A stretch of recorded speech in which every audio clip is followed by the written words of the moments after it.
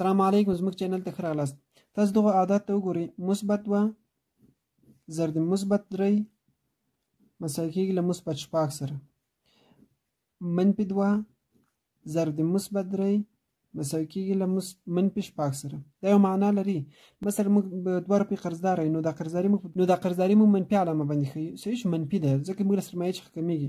موږ 2 روپۍ قرضدار یو له 3 نفرو څخه، دا دې ته ورضرب منفي 6 کېږي، یعنې موږ 6 روپۍ قرضدار یو. یا داسې مثبت 2 ضرب دی منفي 3 دا مساوي کېږي له منفي 6 سره.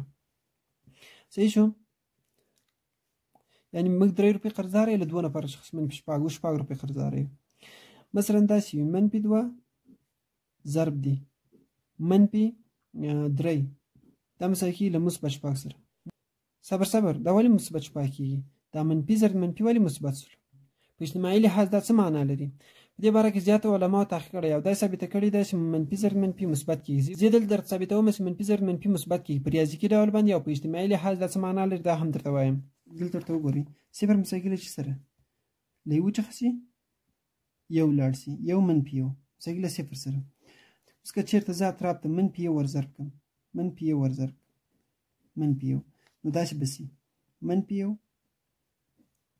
ضرب د صفر مساوي به سي له یو منفي یو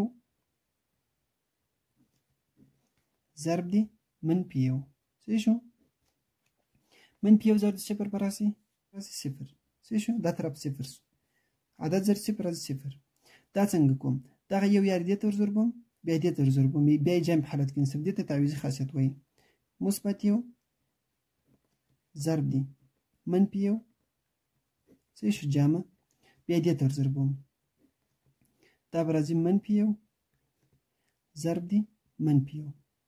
صحیح شو، دغه منفي یو ضرب دغه منفي یو، دغه طرف خو صفر کېږي، دا چې مساوي کېږي مثبت ضرب منفي به راسي منفي، یو ضرب یو به راسي یو. صحیح شو، په دې خو بیا داسې منفي ضرب مثبت منفي کېږي، جمع منفي ضرب منفي منفي یو ضرب دی منفي یو. صحیح شو، اوس یو دغه یو تر دغه مساوي دور راوړم، دوري. صحیح شو، صفر دا یو منفي عدد دی چې مثبت کېږي، مثبت یو صفر مثبت یو، دا تر مساوي دور راوړل مساوي کېږي، دا بل طرف پاتې کېږي منفي یو ضرب دی منفي یو. صحیح شو، منفي یو ضرب دی منفي یو، دوري پاتې کېږي مثبت یو، صفر جمع یو به راسي یو. صحیح شو، دلته پاتې کېږي منفي یو ضرب دی منفي یو.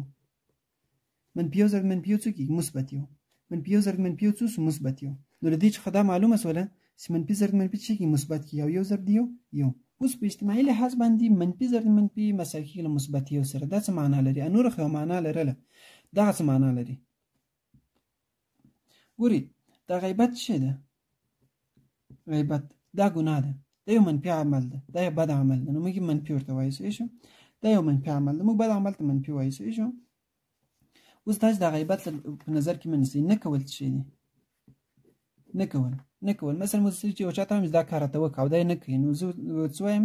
د منفي جواب موږ ته راکړو. نه کول هم منفي دي.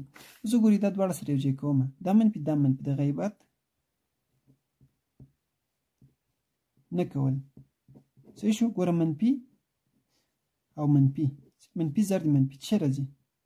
دا یو مثبت عمل راځي، غیبت نه کول دا خو مثبت راځي، نو ضرب منفي ضرب منفي څه شی مثبت شو. په اجتماعي لحاظ دوه منفي کارونه چې کله موږ سره ضربوو څه راځي؟ مثبت راځي. غیبت نه کول څه دی؟ مثبت عمل ده.